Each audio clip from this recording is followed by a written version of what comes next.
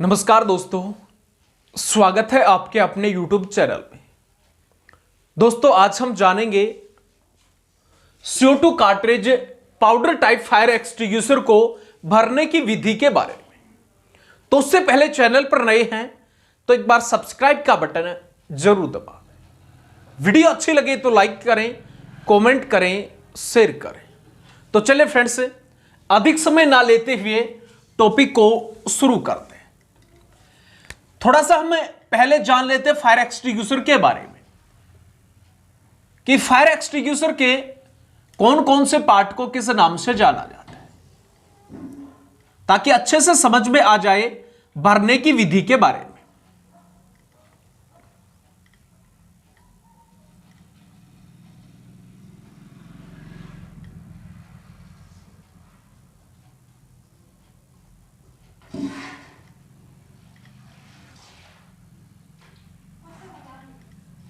कुछ इस तरीके से दिखाई देता है हमें।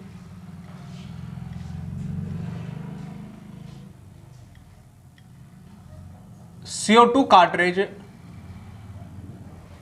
Fire extinguisher DCP type.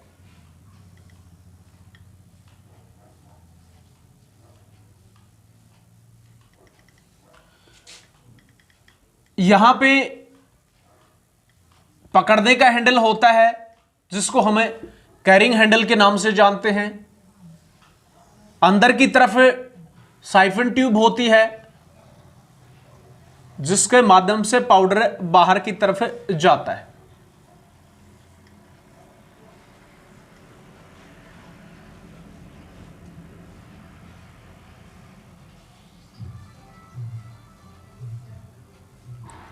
ये इस तरीके से होता है CO2 कार्ट्रिज पाउडर टाइप जो फायर एक्सटिंग्विशर है वो।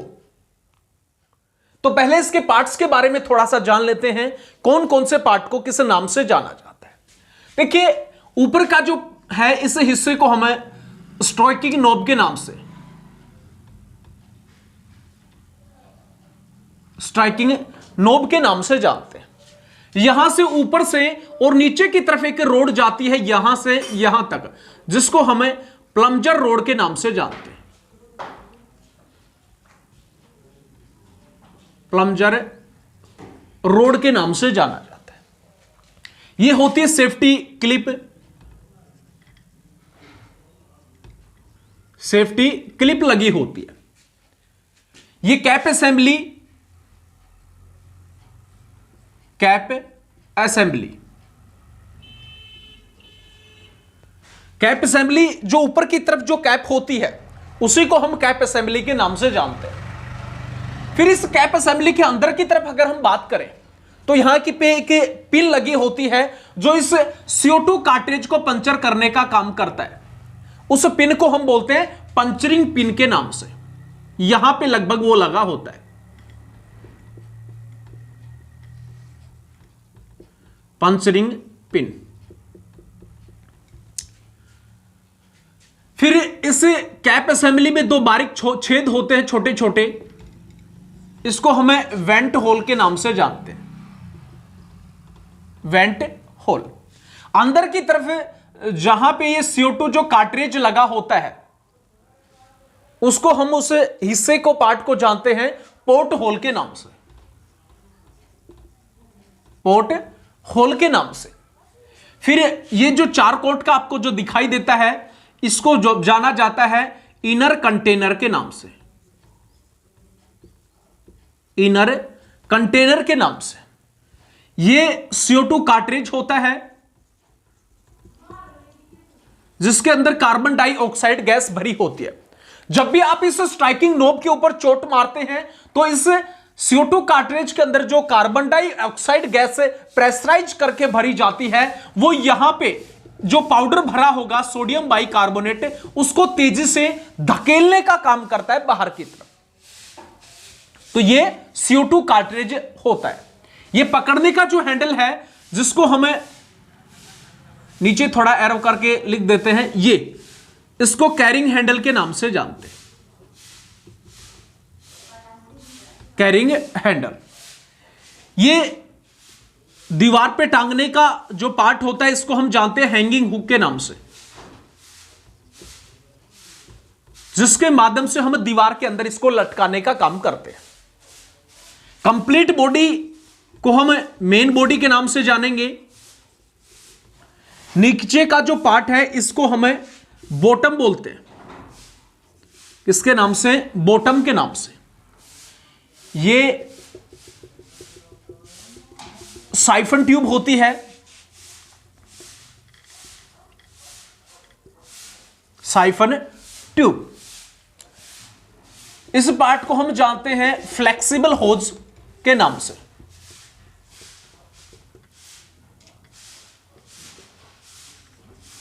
फ्लेक्सिबल होज के नाम से इस पार्ट को जाना जाता है, जिससे जो पाउडर है सूखा वो होकर बाहर की तरफ निकलता है। ये squeeze grip with hand control, squeeze grip with hand control, ये जो पार्ट है वो। लास्ट जो इस हिस्से को हम जानते हैं डिस्चार्ज नोजल के नाम से। डिस्चार्ज नोजल के माध्यम से जो पाउडर है वो बाहर की तरफ निकलता है इस तरीके से। डिस्चार्ज नोजल जिसके अंदर लगाई जाती है, यहां पे इस पार्ट को हम जानते हैं नोजल होल्डर के नाम से।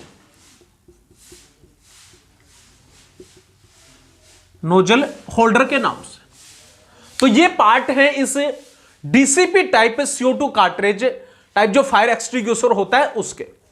अब बात करते हैं इसको भरने की विधि के बारे में, इसको किस तरीके से भरना चाहिए। सबसे पहले जो फायर एक्सटिंग्विशर है उसकी कैप असेंबली को हमें हटाना है। कैप असेंबली को हटाने के पश्चात इस एक्सटिंग्विशर की जो मेन बॉडी होती है ऊपर से नीचे तक की, इसको अच्छे से हमें सुखाना चाहिए, यानी गीला नहीं होना चाहिए। उसके पश्चात अगर 4 kg है तो इसके अंदर 4 kg का जो पाउडर है वो डालेंगे। 10 kg वेट है तो उसके अंदर जितना भी वेट है उतना हम पाउडर भरने का काम करेंगे। पाउडर भरने के पश्चात जैसे एग्जांपल हम बात करें 4 kg का एक्सटिंग्विशर है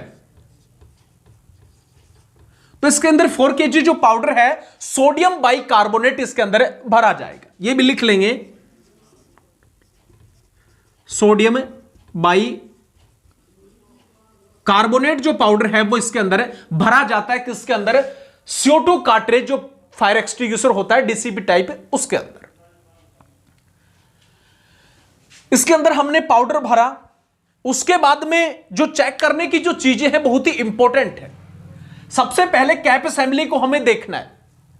कैप असेंबली से ऊपर की तरफ ये जो पार्ट आपको दिखाई देता है इसके अंदर बहुत से छोटे छोटे पुर्जे लगे होते हैं, जैसे striking knob, safety clip, plunger rod, cap assembly, puncturing pin. इसको अच्छे से हमें चेक करना है कि जो स्ट्राइकिंग नोब है वो अच्छे से काम कर रहा है या नहीं है, क्योंकि स्ट्राइकिंग नोब के अंदर एक स्प्रिंग लगी होती है। उस स्ट्राइकिंग नोब के ऊपर जो ही हम दबाव डालते हैं तो स्प्रिंग नीचे की तरफ दबना शुरू हो जाती है। जो ही हाथ को हम हटाएंगे तुरंत वो बाहर की तरफ निकलना शुरू हो जाता है। तो इसी कारण से हमें इस स्ट्राइकिंग नोब को अच्छे से चेक करना है, इसके अंदर जो स्प्रिंग लगा है वो काम कर रहा है अच्छे से या नहीं कर रहा। उसके बाद में जो प्लंजर रोड है वो सही है, सही अवस्था में है या नहीं है, यह भी हमें चेक करना है। फिर जो पंचरिंग पिन है जो इस CO2 कार्ट्रिज को पंचर करने का काम करता है उसको हमें चेक करना है उचित तरीके से कि कहीं उसके ऊपर कोई जंग वगैरह तो नहीं लगी। बहुत बार जंग लग जाती है और जब भी किसी भी स्थान के ऊपर आग लगती है इस स्ट्राइकिंग नोब को दबाएंगे तो एक्सटिंग्विशर काम करना बंद कर देता है। क्यों? क्योंकि जो पंचर करने का काम करती है इस CO2 कार्ट्रिज को, वो पंचरिंग पिन तो उसको तो जंग खाई हुई है, तो इस कारण से वो प्रॉपरली काम नहीं कर पाता। तो इसलिए इस पंचरिंग पिन को हमें चेक करना है। फिर CO2 जो कार्ट्रिज है वो अलग अलग वेट के फायर एक्सटिंग्विशर के अंदर अलग अलग होते हैं। जैसे हम बात करें 4 kg तो 4 kg के अंदर होता है 60 ग्राम का, बात करें 10 केजी, तो 10 केजी के अंदर हम ले लेते हैं 200 ग्राम का। तो इसको हमें चेक करना है कि इसके अंदर 60 ग्राम वजन है या फिर नहीं है।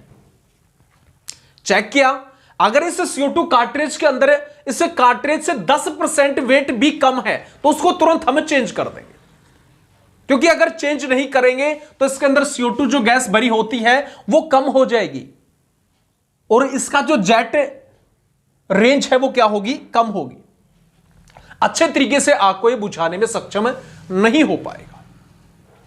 फिर इसकी जो वेंट होल है, कैप असेंबली में 2 छेद होते हैं, उसको अच्छे तरीके से हमें एक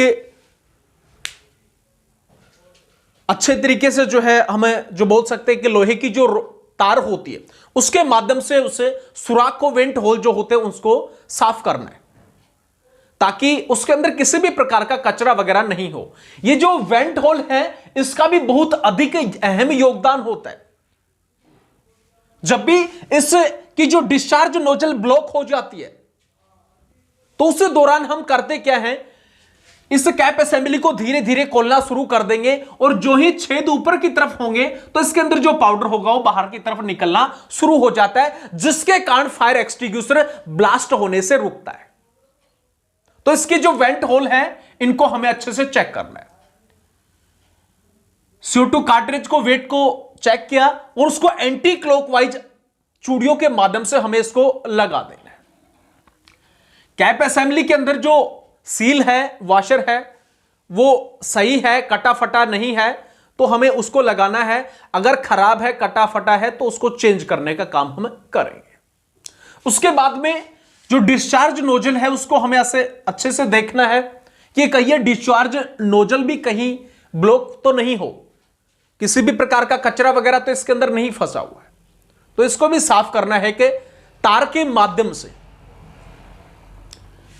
अब ये सभी जो चीजें हैं हमने चेक की, कैप असेंबली को लगा दिया बढ़िया तरीके से, इसके डिस्चार्ज नोजल को भी हमने चेक किया, जितने भी कलपुर्जे थे उनको हमें देख लिया अच्छे से।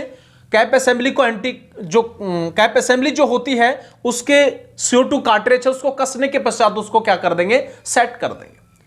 सेट करने के बाद में जो सेफ्टी क्लिप होती है उसको लगाएंगे। लगाने के पश्चात इस स्थान के ऊपर इस फायर एक्सटिंग्विशर के भरने की तिथि निश्चित करनी चाहिए।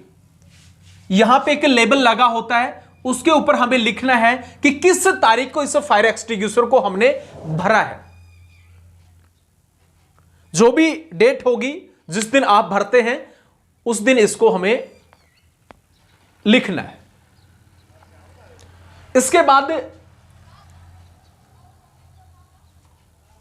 5 साल के पश्चात, जो ही 5 साल होती है इस फायर एक्सटिंग्विशर की, तो उसके पश्चात इसका हाइड्रोलिक जो प्रेशर टेस्ट है वो एक बार करके देखा जाता है। उसको भी अच्छे तरीके से हमें चेक करना है। हाइड्रोलिक प्रेशर टेस्ट भी 5 साल के बाद में, जैसे आज हमने इस एक्सटिंग्विशर को भरा तो यहां पे जो भी डेट होगी, जैसे 10, 12, 20 कोई भी हो, उसके 5 साल जो ही होंगे इस एक्सटिंग्विशर के हाइड्रोलिक प्रेशर टेस्ट एक बार करके चेक देखा जाता है। जो भी तिथि इसके ऊपर थी उस तिथि को हमें एक रजिस्टर के अंदर नोट करेंगे। तो इस प्रकार से इस फायर एक्सटिंग्विशर को भरा जाता है। और जब भी बात करें तिमाही टेस्ट की, तिमाही टेस्ट के अंदर जितने भी जो ऊपर के पुर्जे होते हैं उनको हमें खोलना चाहिए, कैप असेंबली को, और striking knob, safety clip, plunger rod, cap assembly और पंचरिंग पिन होते हैं, इनको अच्छे तरीके से हमें चेक करना है। इसके बाद में तिमाही टेस्ट में और क्या करना है, जो पाउडर है हल्का सा बाहर की तरफ निकालेंगे और उसको हाथ के ऊपर डालकर चेक करेंगे कहीं उसके जो कण है पाउडर के वो मोटे तो नहीं हो गए। मोटे होंगे तो यहां से जो साइफन ट्यूब है वो इसको पाउडर को नहीं उठा पाएगी और जिसके कारण फायर एक्सटिंग्विशर काम करना बंद कर देगा। तो इसलिए उस पाउडर को भी हमें चेक करना है। हो सकता है बहुत बार फायर एक्सटिंग्विशर गीला भी हो, आप पाउडर डालेंगे तो गीला होगा तो वो जमेगा, तो उस पाउडर को भी हमें चेक करना है कहीं वो पाउडर उस एक्सटिंग्विशर के अंदर तो जम तो नहीं गया। तो इन सभी चीजों को हमें चेक करना है जब भी एक्सटिंग्विशर को भरते हैं, powder type CO2 cartridge fire extinguisher. तो ये थी आज की क्लास। वीडियो अच्छी लगी तो लाइक करें, कमेंट करें, शेयर करें। और आज टोटल हमारी 267 क्लास फायर के ऊपर हो चुकी है। ठीक है, बहुत ही इंटरेस्टिंग वीडियो है। हर एक वीडियो में कुछ ना कुछ अलग से सीखने को मिल रहा है, तो उनको अच्छे से देखें, वॉच करें, और ताकि एग्जाम के अंदर, इंटरव्यू के अंदर आपके लिए ये हेल्पफुल हो सके। तो आज के लिए इतना ही, तब तक के लिए जय हिंद, जय भारत।